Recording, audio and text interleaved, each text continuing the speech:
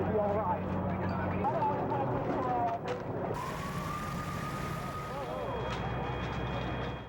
In the aftermath of the explosion, chaos over the threat of another one. So you need to go that way. You'll have you blocked here. Police are asking everybody to get out of the buildings and back up to the stoplight corner. As people fled in a panic, others went toward it. And the one running towards the building were the bomb technicians, who would rush to downtown Oklahoma City from every corner of the state. Let's go right around this block, all right? And there's a post set up for the family members. I'm going to try to get you hooked up who you need to talk to. Including Tulsa. Police Chief Dennis Larsen was the commander of the TPD bomb squad at the time. So let's go back to that day. Walk me through where you were when you found out what had happened. I was on this floor. The chief shows up in my office door and says, "I need you in my office now." That office, the one where this very interview was conducted. Just hand me the phone, and I looked at him and said, "And I'm talking to," and he said, "Janet Reno, the Attorney General of the United States." Okay. And she said, "There's been a large explosion in Oklahoma City. We believe it's an act of terrorism. I need to know what assets the Tulsa Police Bomb Squad can send to Oklahoma City." And I told her all the things our squad possessed: robotics, X-ray capability, bomb suits. And I said, "They're all at your disposal. When do you want them there?" She goes, "I'm sending a Black Hawk helicopter for the heavy equipment, and it'll be there in 25 to 30 minutes. Everybody knew, I think, within a minute of arriving exactly what we were dealing with, because we were all trained at the same school, and ammonium nitrate and fuel oil has a very distinct odor. They went to work combing through the wreckage for clues. The bomb technicians were there to determine what happened as far as the size of the device, how it was constructed, how it was placed, and when it detonated, the destruction it caused, and why. And that was our mission. We were the evidence gatherers.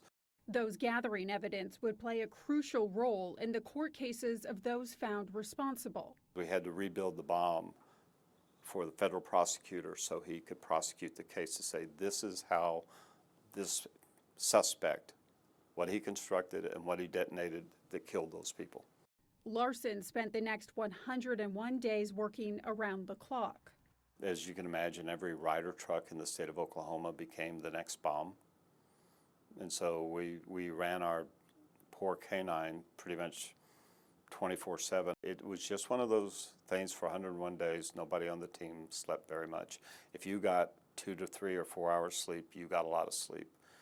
At the actual site when we were there, they were running 16 on and 8 off. Do you go back to that time at this time of year? Does the anniversary trigger something in you at all? I have not been back to the memorial, having spent the length of time I spent there, and worked through the problems that existed, and the wide ranging from recovering small pieces of plastic or small pieces of metal that belonged to the truck to scalp and hair from somebody who was a victim, and putting it in a DNA recovery bag so the laboratory could determine who this person was. I don't know that there's anything there that I need to see. Until now, he's never done interviews about what he saw, and he says he won't be doing them again. How did responding to the call and then spending the next 100 days there, how did that impact you as a person?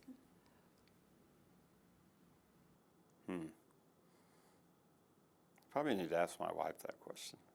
Probably the hardest of that whole ordeal was realizing that when that bomb went off, that truck bomb went off, that the person driving it knew he had parked it directly in front of a daycare that at 9 in the morning would be full of the children of the men and women who worked in that building.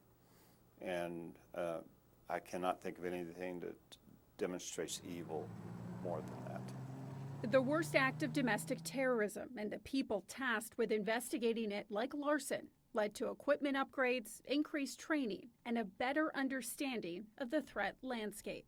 It was like a turning point in how vigilant we had to start, what we had to start looking for, and what we had to do to try to make it never happen again.